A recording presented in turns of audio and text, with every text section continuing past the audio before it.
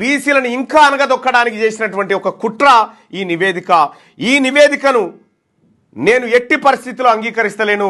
ఇది బీసీల భవిష్యత్తును సమాధి చేయడం కోసం తయారు చేసిన నివేదికగా భావిస్తూ ఈ నివేదికను నేను చెప్పిన ఉచ్చబోసి తగలబెట్టండి అని చెప్పిన ఉచ్చబోస్తే తగలబడదు కాబట్టి ఈ నివేదికను తగలబెట్టి పారేస్తా ఉన్నాం. ఇది దొంగ లెక్క. ఈ దొంగ లెక్కను ఎట్టి పరిస్థితుల్లో బీసీలు సహించరు. ఇలా ఓటర్ల జనాభా ఓటర్ లిస్టుకు ఇక్కడ ఉన్నటువంటి ప్రస్తుతం పిల్లలు చదువుతున్న దానికి ఎంత చూసినా 4,20,00,000 ఉండాల్సినటువంటి జనాభా లెక్కల్లో 40 లక్షల మంది బీసీలను కనుమరుగు చేసి ఇలా బీసీల జీవితాలతోటి బీసీల భవిష్యత్తు ఆటలాడుకుంటూ బీసీలను అవమానపరిచినటువంటి ఈ ప్రభుత్వం చర్య ఏదైతే ఉందో దీన్ని తీవ్రంగా ఖండిస్తా ఉన్నా.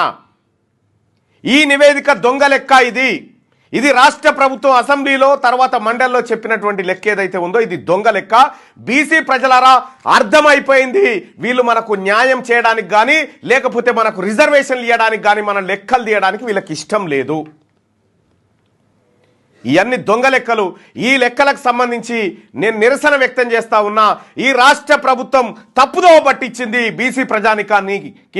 160% మంది ఉన్నటువంటి బీసీలను కేవలం 46% మంది మాత్రమే హిందూ బీసీలు అని చూపించి బీసీల లెక్కను తొక్కిపెట్టి 8% ఉన్నటువంటి వాళ్ళని 15%గా ఉన్నట్టుగా ఓసీల లెక్క చూపించినందుకు నిరసనగా ఈ రాష్ట్ర ప్రభుత్వం చేపట్టినటువంటి దుర్మార్గమైనటువంటి దొంగ సర్వేకు నిరసనగా ఈ పేపర్లను తగలబెడతా ఉన్నా.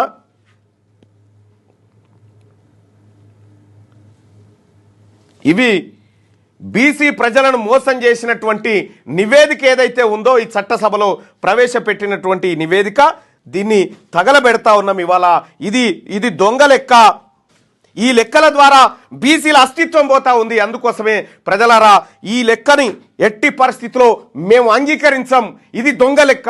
ఇది జానారెడ్డి చేసినటువంటి సర్వే. ఈ సర్వేని మేము ఎట్టి పరిస్థితిలో అంగీకరించాం.